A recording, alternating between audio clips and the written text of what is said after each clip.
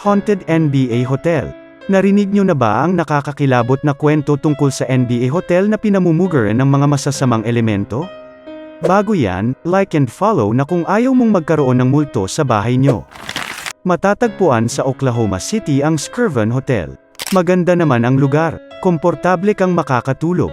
Tahimik ang paligid, hanggang sa makakarinig ka na lang ng mga yapak sa hallway kahit wala namang dumadaang tao. Minsan din ay umuugong sa mga pasilyo ng hotel ang iyak at tawanan ng mga naliligaw na kaluluwang namamalagi sa lugar. Iyan ang nararanasan ng mga teams na tumutuloy dito sa tuwing maglalaro sila laban sa Oklahoma City Thunder.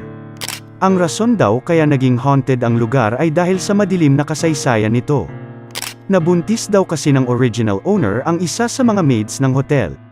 Para protektahan ang pangalan niya sa kahihiyan ay tinago niya sa isang kwarto ang buntis na babae. Kalaunan ay tumalon